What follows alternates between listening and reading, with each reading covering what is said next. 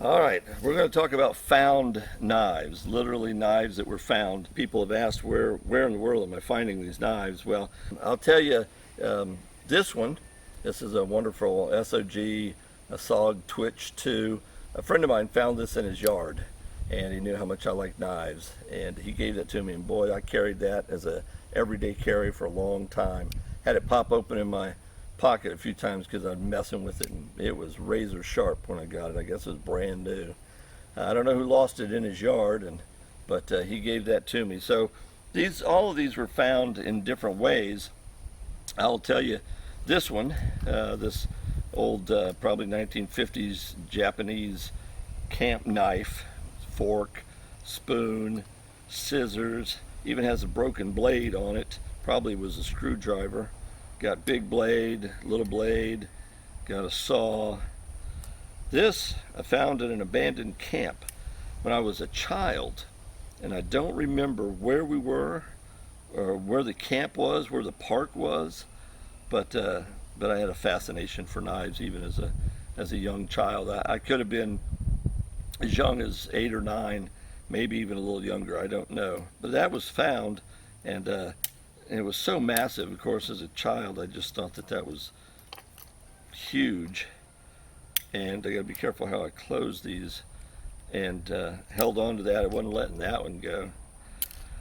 Well, in adulthood, I guess I'll start with this. This would have been about 39 years ago. Not the sheath, but a buck 110. I found laying in the road in a big city I used to live in. And to be honest, it wasn't this exact one, because this is the replacement. Buck gave me a replacement for the other one because the one laying in the road had a broken lock.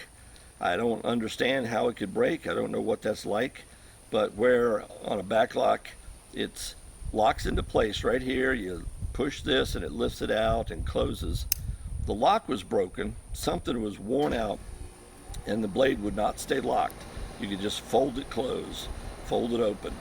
And I understood that 39 years ago that Buck had a lifetime guarantee, and so I just took a chance and I mailed that Buck 110 back to them and see if it could be fixed or something, and they sent me a brand new one free. And this is that brand new one. And I don't use it, never have. It's only aged in the brass because it's 39 years old. But I was given a buck sheath for that, and so I keep it in there. And then, 12, 13 years ago, laying in the street here where I live now, driving by and I see a knife laying in the road, and I definitely am interested. I stop. I don't want anybody, of course, running over the thing, and I'll add a knife to my collection. It says buck, and I've never seen this buck style in anything I've researched. I haven't done a lot of research, but it's a thick blade, and it's got some heavy brass for a finger guard, and got some beautiful rosewood, it looks like. This, I think, at one time was a medallion that probably had a logo in it, and that was lost, maybe when it hit the road or something. This has been a really good small but heavy duty yard knife. I really like it, and made in Taiwan. It says buck on this side. If that's legitimate, it's great. If it's not, somebody did a really good job of making a hunk of steel that fits good in my hand. But I found that laying in the road, and I use that around the yard some. A few years back, I was out in the middle of nowhere actually, and I find this laying in the road in a place where there's no houses anywhere around. And of course, it's a chef's knife. It says Faberware. I picked it up. The handle's a little beat up. I guess it bounced down the road or something, looks like it. But the blade is in fine shape. I now use it in the kitchen when I need to. Found that in the road. This isn't quite a knife, but it's obvious what this is. I found this laying on the side of the road. It's a buck knife sheath. Many of you will recognize that. I figured out what it was made for. It's made for the 105 Pathfinder.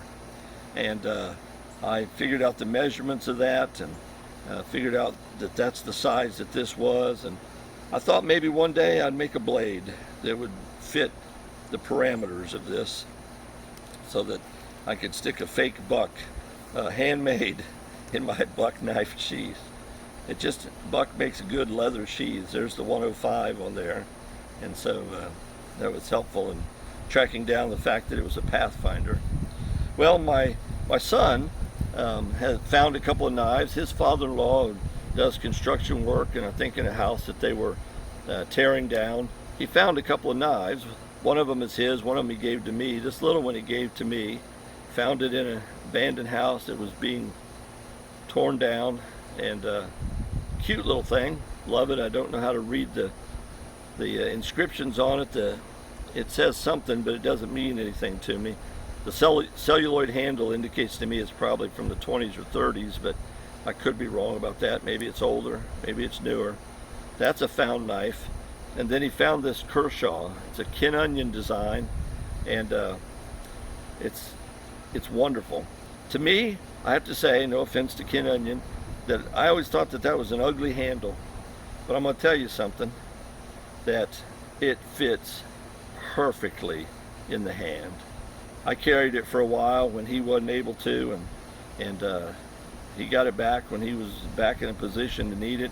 The fat blade I really like, and it's set. It's not assisted opening, it's just a one-hand liner lock, but it is set so it will open with a snap.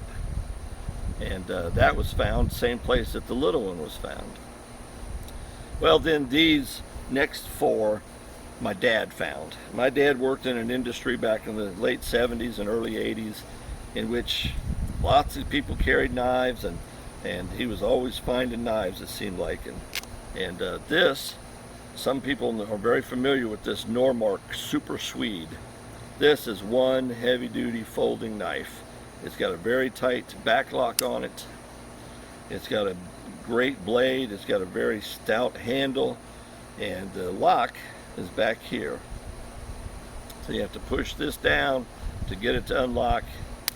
And if you look up the Normark Super Swede, people love this knife, and I can see why. That's a heavy-duty knife and nice to have. That's one my dad found, and this one, I don't know much about it except what it says. This one's a really nice knife. Big old trapper, I guess. It's a Queen, the Rawhide series, number 4200, 440 stainless. It says Queen, or the Q83 right there. And man, it's heavy. You can see the brass and the nickel silver. You can see the rosewood or whatever that is. That good skinning blade, that'd make a good hunting knife, wouldn't it? Good blade for skinning, good blade for cutting. Nice size, nice full size knife. That's one that my dad found where he worked. And then a couple of boot knives. I guess the guys were the kind that carried boot knives. And this is a nondescript. It's called the Texas Wildcat, but you see right here, it's made in Japan. It's 440 stainless. Doesn't have any kind of brand name on it. The poured aluminum handle has been scuffed up real good. Looks like it hit a grinder right there.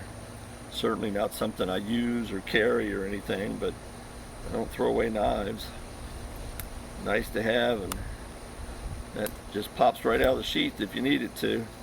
Good design, I think, on the sheath. And then this is a Gerber. It's called the Frisco Shiv. It's got a locking mechanism here on the side to unlock it from the sheath, and it's a Blackie Collins design. Got some kind of man-made handle. I don't know what they would call that, thermoplastic or something. I don't know how old this is, but I'm guessing it definitely goes back into the 70s and 80s. Missing on this side a medallion right there, but very stout. Got a boot clip or belt clip right here, unlocks there, and Looks like it could be dangerous. All of those have been found in different situations, different settings. They're fun to collect and fun to have and fun to tell the stories about. I hope you'll subscribe. Enjoy.